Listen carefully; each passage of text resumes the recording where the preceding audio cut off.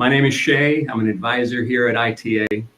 Joining us today from around the world are 4 of our truly incredible ITA social media ambassadors. We have thoroughly enjoyed working with them over their term as ambassadors here, and we appreciate their contributions to helping others. So let's meet them. In no particular order, it is my pleasure to introduce Kelsie in Japan. Hello. And we have Camille in China. Hi. And Megan repping Europe today in the Czech Republic. Okay. And Allison in Thailand. Hi, everybody. The 4 of you have joined a pretty exclusive group, and we thank you for that. For everyone viewing out there, we're going to be asking some questions to our ambassadors, learning about their experiences abroad. Feel free to ask your questions in the comments. And we have one housekeeping note here. There can only be 4 people on screen at the same time, so we'll be doing some shuffling on the fly, and we appreciate you bearing with us as we try something new. Okay, ambassadors. Let's start with something embarrassing. So, you've been living abroad, you've been learning about the world, expanding your perspective, but, I still make a lot of mistakes when I travel. So make me feel better. Can someone share, or rather, can everyone share an oops story or a translation fail that they've experienced so far? I can go. I have one who's going first. My first month in Bangkok, I still didn't know any of the numbers or anything. So when I would go and order food or something, I would just hand them a large sum of money and hope that it was enough. But I ordered street food one time and she told me how much it was, and I just handed her 2 20s, and she just looked at me like I was absolutely crazy and handed me back one of the 20s and then 15 more baht. So it was only 5 baht, and handed her a ton of money. So my biggest piece of advice is to at least learn the numbers. It will help with buying food. Absolutely. It's like walking into a convenience store, in the US, hey, change for 100, you know what I mean? Yeah. I've been there. That's a good one. Okay. Anyone? I have one. Can I go? All right, mine, it isn't me. It's my boyfriend, actually, who I'm here with, so I'm going to embarrass him. But when we first got here, he always tries to scare me pretty much no matter what. And we were out at a mall going to the bathroom, and he was going to jump out and scare me. But it ended up 2 Chinese men walked out, and he jumped out and scared them so bad, and they were so confused. And he starts yelling, "Bukuchi, bukuchi," which he thought meant, I'm sorry, but he kept saying, you're welcome. And they were so confused, and they're just like, what? They probably are scared of all foreigners now. Admit it, that was you, wasn't it? No? Yeah, just using my mask, my boyfriend.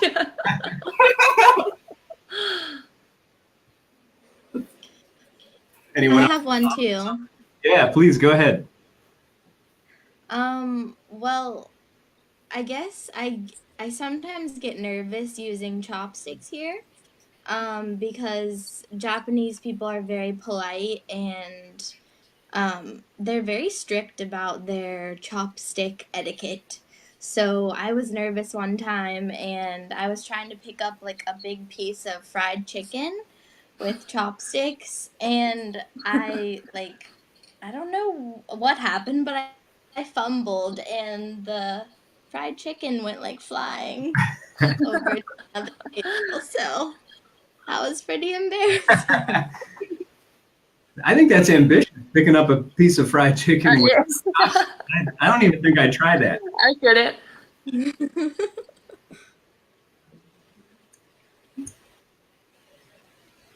Okay, and now we got Megan here on screen. Megan, do you have a story you'd like to share?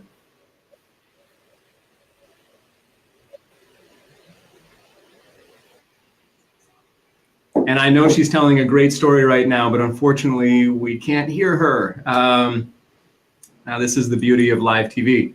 So we'll figure that out, Megan. And don't forget that story though. We're gonna come back to that, okay?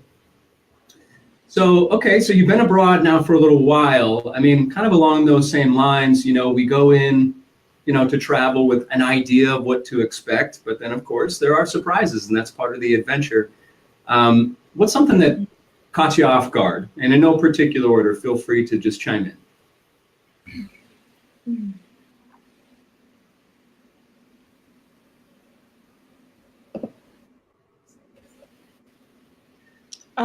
I have one. In Japan, like in all of the stores that you go into, the minute that you walk in, they say "Irashaimase," like welcome, and everyone says it to you. Like, you know, people like even coming from the back, like "Irashaimase." So if you walk into a store and you're in Japan, you're just like, oh, okay, hello. Thank you. That's I feel so welcome now. Yeah, that's nice and welcoming. I like that. Yeah. Okay, well that's a good way to be caught off guard. Yeah. And we also have something that surprised them about their country, about their city once they arrived. In Thailand, everybody really likes to practice their English with you, especially cab drivers. So if you like hop in a cab thinking you're just gonna like sit there like you do in America, you won't. I actually had a cab driver put up his Google Translate and he would talk into it and it would feed me back English and then I would speak into it and it would feed him back Thai just because he wanted to chat. So people in Thailand like really want to talk to you even though they can't always do it. Yeah, when I travel, I feel like I try and then they realize how bad I am and then they don't want to try with me anymore. So, okay, all right. Megan, can we hear you now? Do you want to try again? Do you have something that caught you off guard or you want to tell us something, you know, a little embarrassing that you encountered so far in Czech?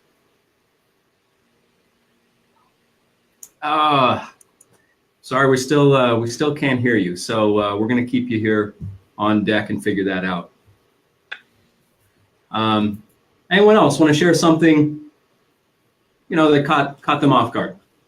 I have something. Am I on? I think I am. You're on. Mine is squatting toilets because I thought toilets all around the world were the same, but they are not. And I did not know what I was walking into the first time I had to go to the bathroom here. So what do you think? It still catches me off guard, actually. It's been a year and it still catches me off guard. Yeah, I tried a squatty potty. I'll admit it, and that still catches me off guard. But so what do you think? Do you a workout while you go? Yeah.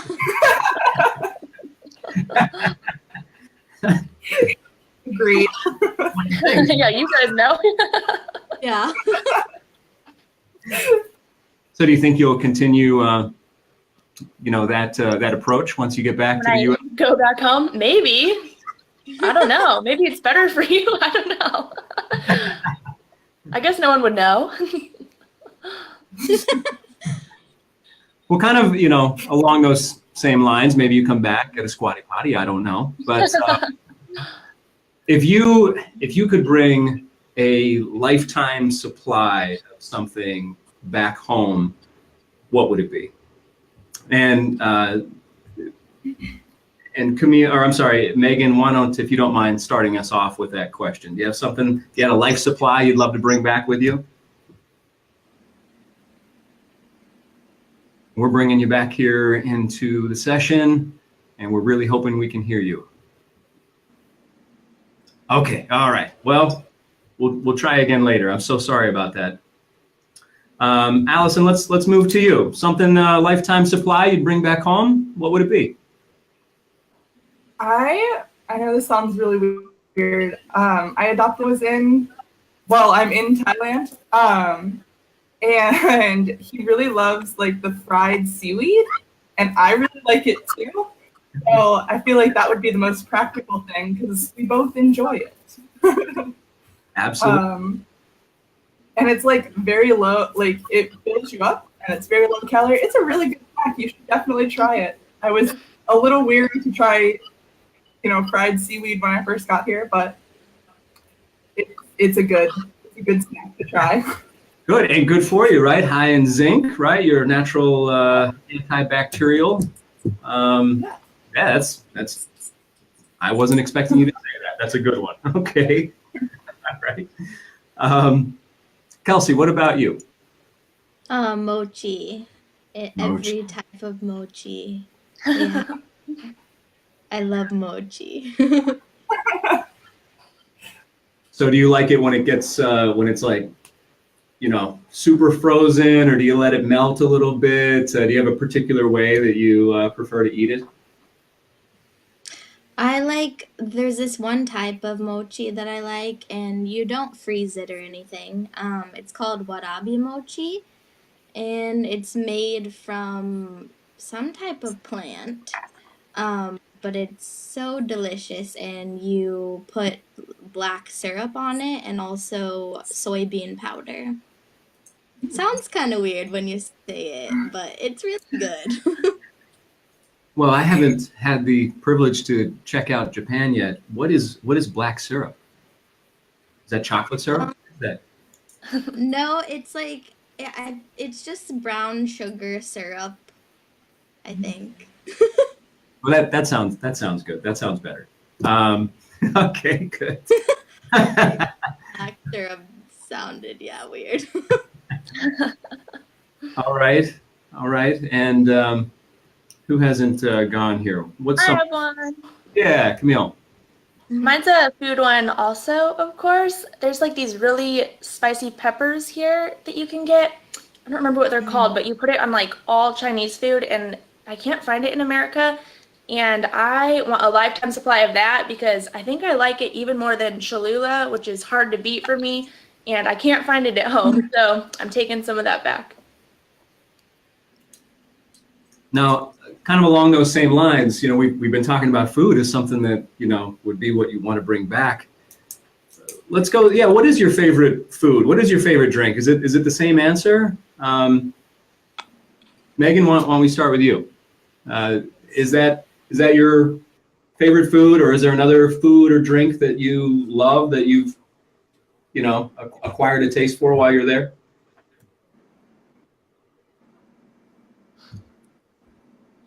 It doesn't work. Okay. Yeah, well, some technical stuff here. That's okay. Allison, what about you? Is there another food or drink that you highly recommend that's become your favorite? Iced Thai tea. It's like the orangey tea that you get, and like the best part about Thailand, at least for me, is that all of the drinks are iced. Like you have to ask for hot coffee. If you order coffee from like a vendor on the street, it's automatically iced because it's so hot. But they do iced Thai tea, and they add like condensed milk and sugar and regular milk to it, and it's so good.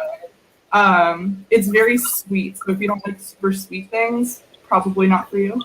And it has like a ton of sugar in it, so it's not very healthy at all, but it is delicious.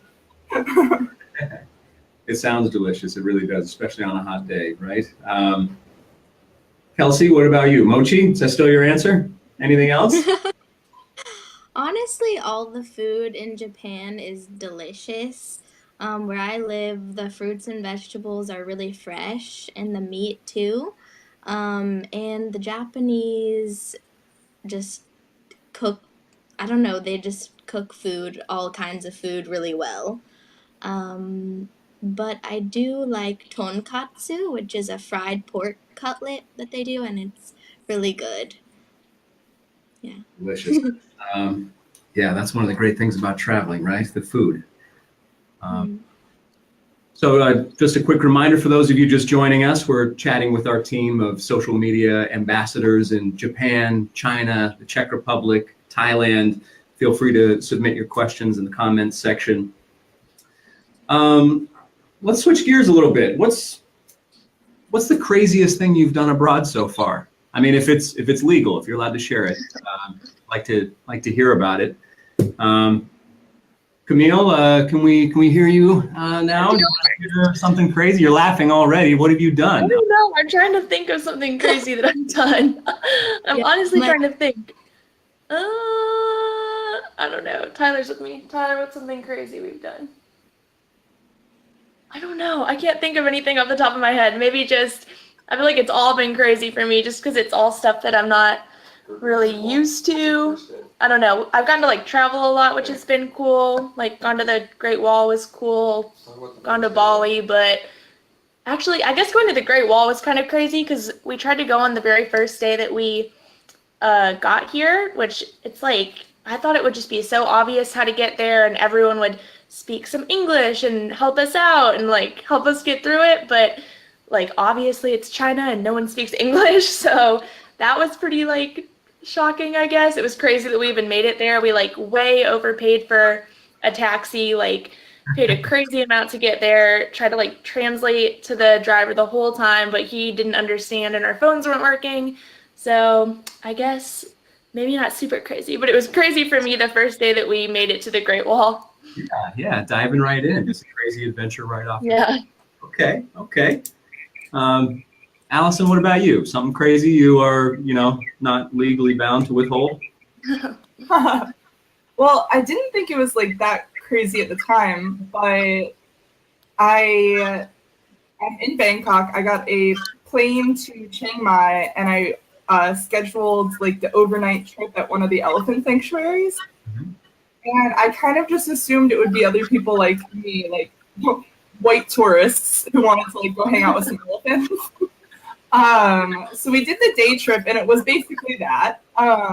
And so like we got to like feed the elephants, we got to give them a mud bath, we like played with them in a waterfall. So like really like super fun.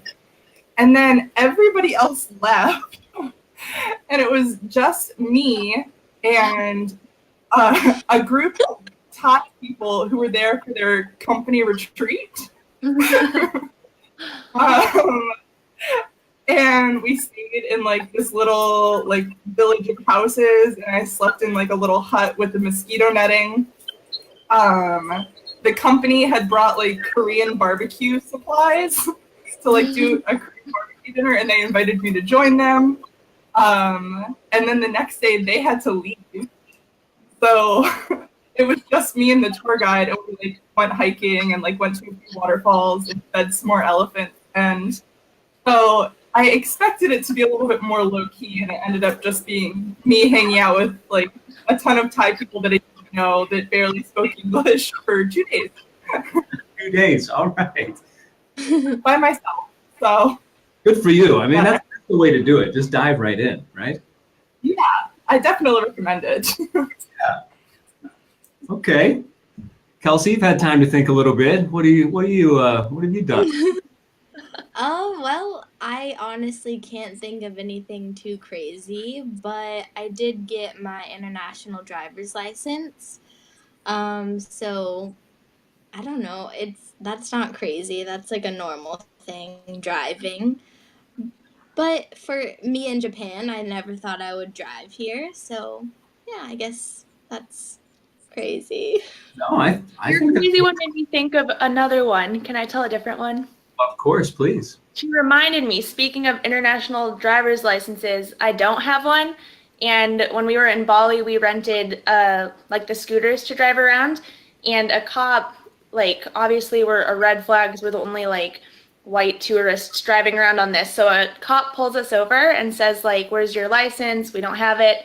And he's like, "Okay, you can either pay me like this much right here, or I can take you to the court and you can like take out more money and pay me." And we're telling him like, we don't have any money, like because he was asking for a lot, and we're like, we don't have that much. We're like, can we give you this much? And he's like, okay, give it to me in here. And like brings us in this little police hut, and he's like, sit here and like don't show the camera. And we literally had to give a cop like cash under the table, and he's like, okay, that's fine, I won't take you to the court. And he just like drives off on his bike.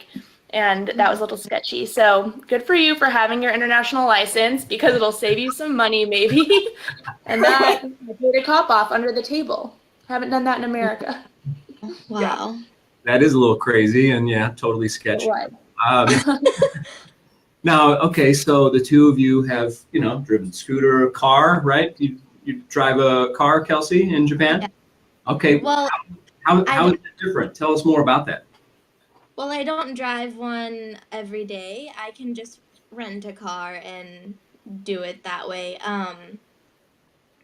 Because it would be too expensive for me to actually own a vehicle here.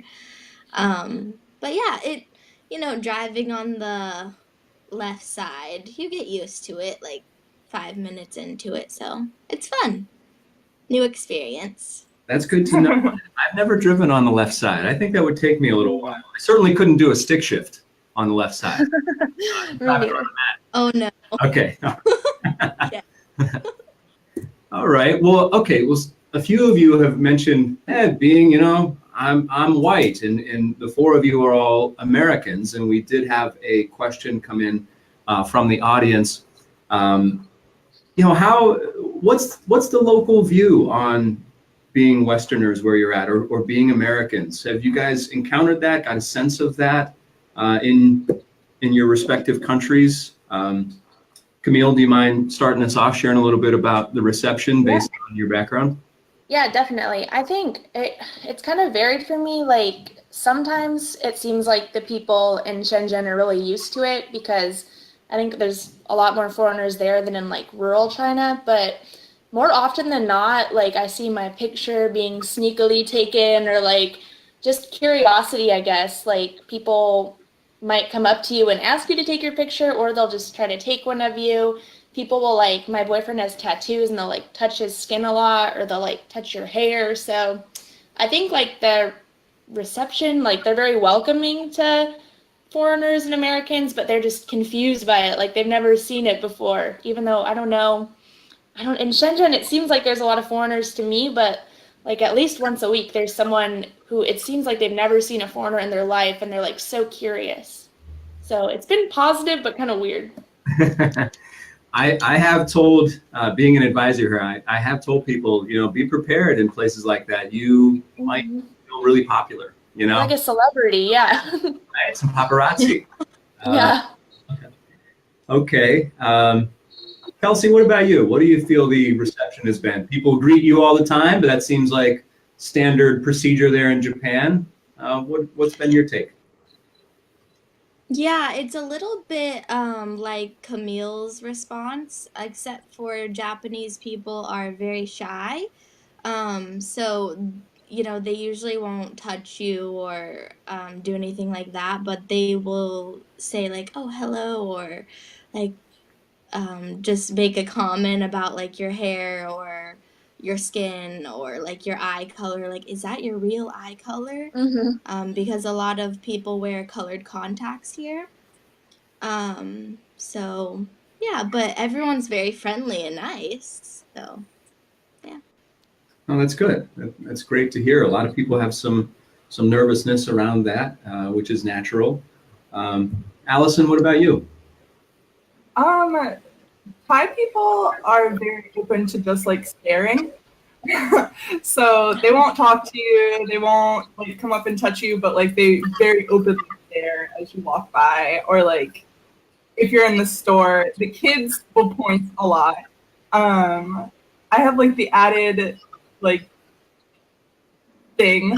I'm 6 feet tall and I have blonde hair and blue eyes, so I was like extra stares because like surrounded by Thai people who are all very small.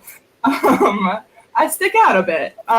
So I don't know if I have like the best perspective on like if people actually get stared at or it's just me. But yeah, Thai people like they don't like talk to you or like touch you, but they will like very openly just stare, which I'm getting used to. And we would love to hear Megan's take on this, but might have to get her on another Facebook Live to hear her thoughts on these topics. Along those lines of having people stare at you, take pictures of you, maybe even touch your hair. Have you had, as English language teachers, have you had locals come up to you and say, hey, I want to learn English from you? Have you had a lot of that?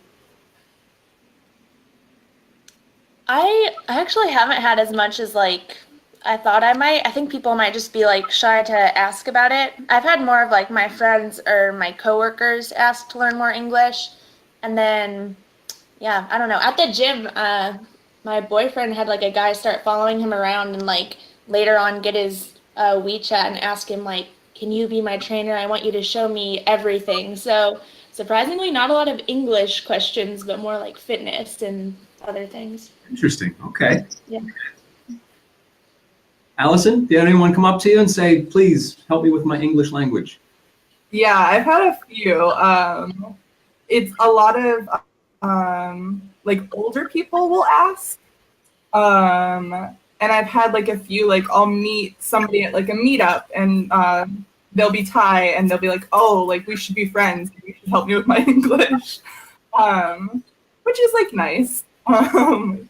Like a good way to like build up a friendship. I have one of my friends that I taught with. I worked at an international school, so everybody spoke English who worked there.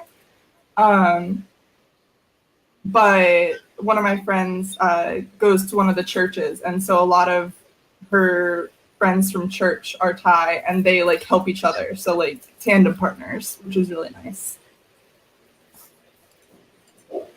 And Kelsie, have you encountered anyone coming up to you asking you for lessons? I have, but it wasn't. It was more like a bar situation, like where I was like at a bar or something, and someone came up to me. I think they were just trying to, like that was like their like pickup line or something. So it didn't lead to anything. So I didn't teach them English or help them with English. But like I said earlier, a lot of the people are very shy, so they will very rarely like ask you to help them or anything like that. Okay. Well, I think that's a pretty good segue into my next question. How have you found the dating scene? Is there a strong Tinder cohort where you're at? I'm asking for a friend, and Camille, now I know you've got your boyfriend there, so maybe I shouldn't start with you. Allison, tell us about what's the dating scene? Are there dating apps? I mean, what's the scene like there? There are. I don't really date here. But I have friends who like are all over Tinder, Bumble, like.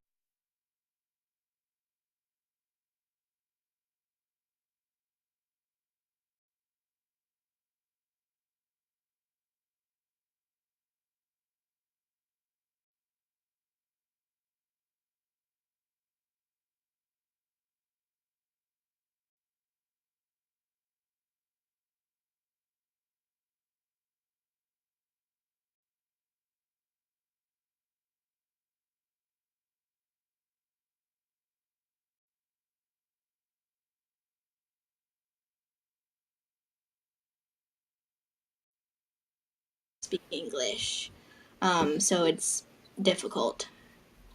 Sure, that makes perfect sense. And Camille, if you're able to share, you Yeah. Tinder all day, every day. Bumble, I'm on it all.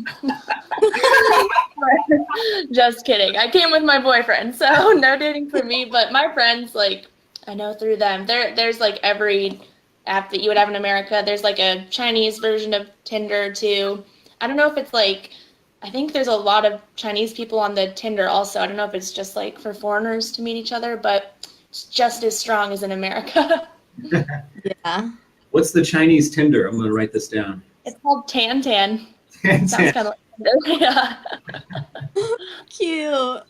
Cuter. Yeah, I like it. All right. Well, we're getting close to our time here. So a few more things. I'd like to zoom in a bit to your city as we start making maybe some recommendations to our viewers. let's go around the horn real quick and just share, hey, you know, if you come to this city, this is my favorite spot, this is my favorite hangout, this is where I recommend you check out. So, Allison, do you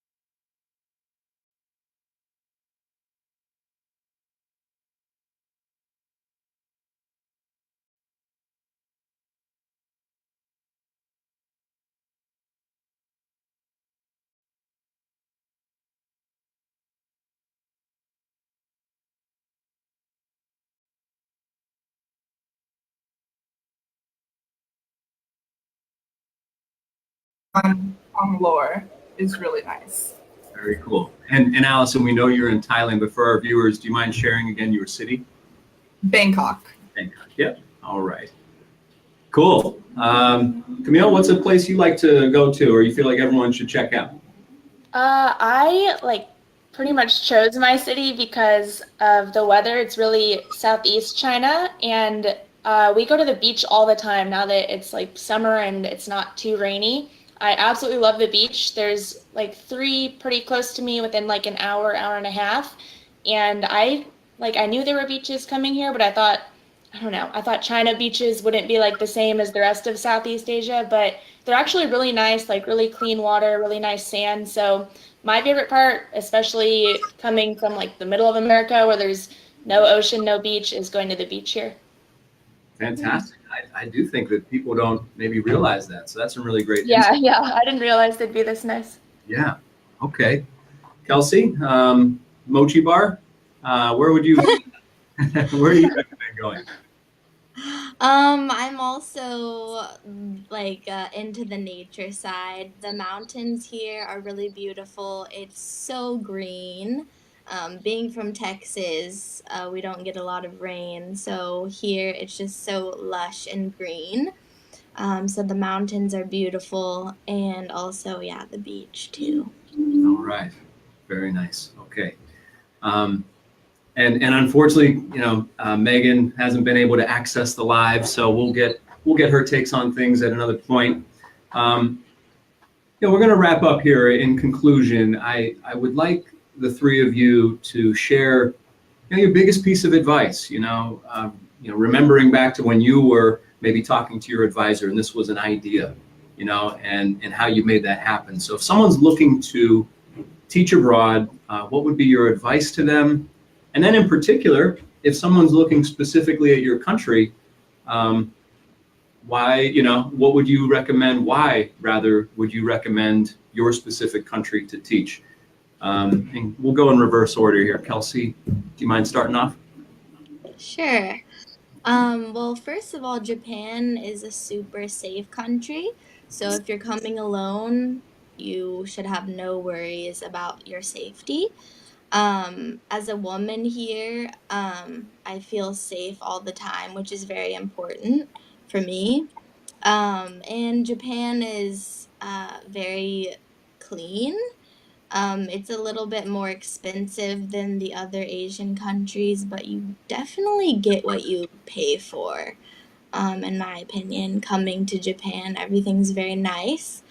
Um, and I guess my biggest piece of advice would be don't be scared. I know that sounds like small or maybe too simple, but I think it's a big thing when you're coming abroad and you know everything is new. So just take advantage of every opportunity that you have, whether it be making new friends or just seeing something new. So yeah, just take advantage of every opportunity. Excellent advice. Thank you for sharing that. Camille, what about China? Why would you recommend that? And what advice would you give someone looking into teaching abroad? Yeah, my advice just in general, like, I don't know, for anyone on the fence of doing it or not, just do it. Just sign up now, take the course and do it because it has been like the most eye-opening, life-changing year for me, which I know sounds really cliche, but there's no other way that I would have been able to experience so much of another side of the world without being able to make money while doing so.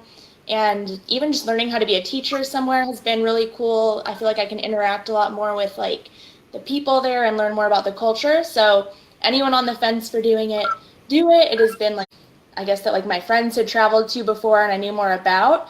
And I didn't know really what to expect with China. I thought, I don't know, I didn't know much about it at all before coming. But it's like changed my perspective a lot on China because I don't know. It's crazy how many Western things you can.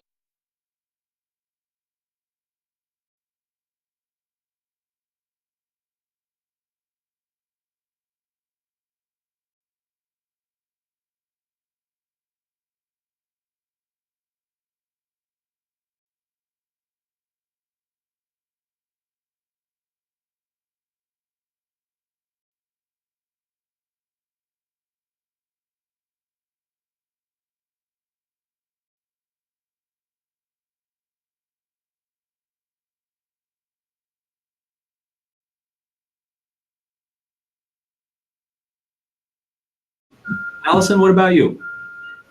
Yeah, I would say like the soundbite that you keep hearing, like just do it. I know that sounds like vague, but like it exactly what you have to do. Like if you're nervous, just go head first.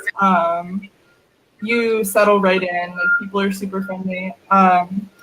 Bangkok is really nice because it's um, a really good like spot to be if you want to travel around a lot. I got a round trip ticket to Chiang Mai for $30 US. And it was like an hour flight. Yeah. Super easy. Like the islands are amazing. I did a whole trip to the island for like $100 for the whole week. So like in that perspective, like Southeast Asia is like an amazing place to travel. It's very cheap, and Bangkok.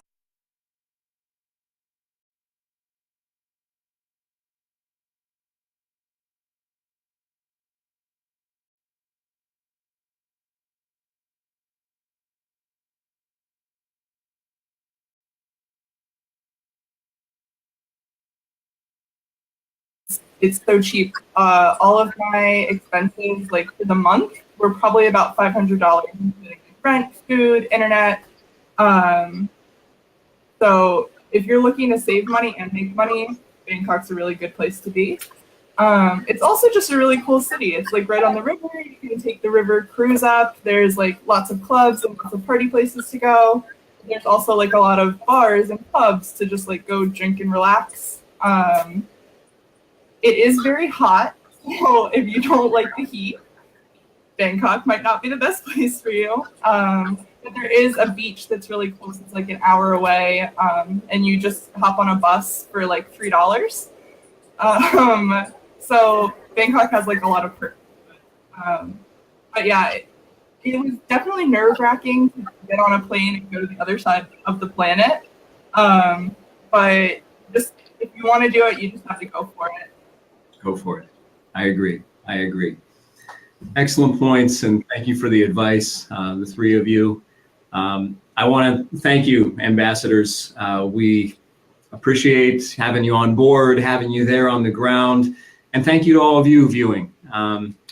Be sure to follow us on Instagram. We have great takeovers happening all the time from our alumni, and I just want to say to everyone, safe travels and see you around the world. Thanks, guys. Thank you. Thank Bye. Bye-bye. Have a good day. You too. Bye.